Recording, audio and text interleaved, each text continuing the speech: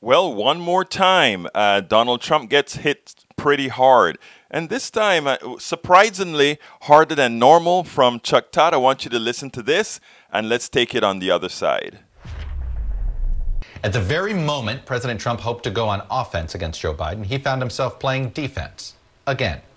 There was the continuing fallout from the Atlantic magazine story in which he was reported to have called Americans who died in war losers and suckers. Bigger still was Bob Woodward's latest book, Rage, and the audio tapes that went with it. We learned that Mr. Trump knew in late January just how deadly the coronavirus was, that it was airborne, knew it was far worse than the flu, but chose to mislead the public for months to avoid panic, so the president claims. Not surprisingly, some conservatives, but not many elected ones, defended the president for remaining calm, saying, "You don't yell fire in a crowded movie theater." It's true, but you do if the theater is actually on fire. This whack job that wrote the book, he said, well, Trump knew a little bit. They wanted me to come out and scream, people are dying, we're dying. We have to be calm. President Trump doing damage control, defending his choice to mislead the public and knowingly play down the coronavirus for months, at the same time acknowledging its seriousness to Bob Woodward in private. You just breathe the air, and that's how it's passed. It's also more deadly than your strenuous flus. This is deadly stuff. But publicly, We're finding very little problem.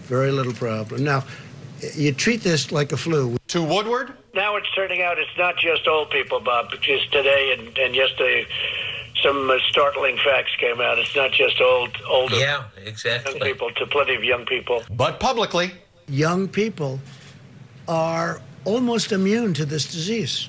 The younger, the better. the president admitted to Woodward he intentionally minimized the danger. The vast majority of Americans, the risk is very, very low. I wanted to always play it down. I still like playing it down Yes, because I don't want to create a panic. Why did you lie to the American people, and why should we trust what you have to say Such now? a terrible question, and the phraseology, I didn't lie. What I said is we have to be calm, we can't be panicked. But as he cautions against panic, this week the president took to Twitter with scare tactics that have animated his campaign. If I don't win, America's suburbs will be overrun with low-income projects, anarchists, agitators, looters. No city, town, or suburb will be safe. If Biden gets in, this violence is coming to the suburbs and fast. And as the president strikes an optimistic tone on the virus, We're rounding the turn, and it's happening. I mean, it's happening. You see it. the nation's top infectious disease expert is pushing back. I'm sorry, but I have to disagree with that because if you look at the thing that you just mentioned, the statistics, Andrea, they're disturbing. You know, we're plateauing at around 40,000 cases a day, and the deaths are around 1,000. Dr. Anthony Fauci says the United States may not get back to normal until the end of 2021. There were times when I was out there telling the American public how difficult this is, how we're having a really serious problem. You know, and the president was saying it's something that's going to disappear, which obviously is not the case. When you downplay something that is really a threat, that's not a good thing.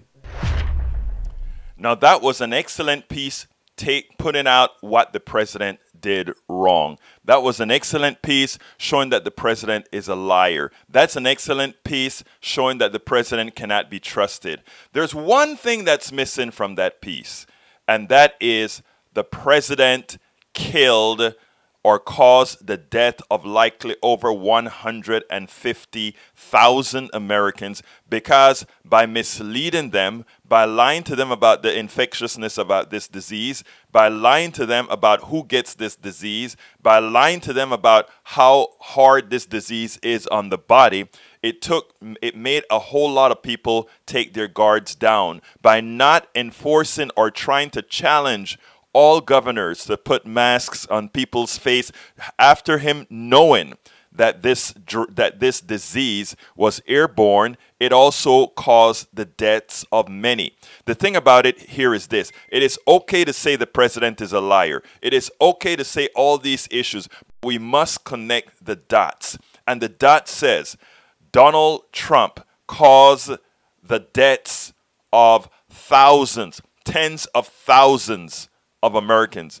And for that, he not only should not be reelected, but he should be thrown in jail for voluntary manslaughter. I'm Egberto Willies, host of Politics Done Right, an independent news program. I post several news videos of interest every day. I ask you so kindly to subscribe to my channel, and please leave me some comments. Thank you very much.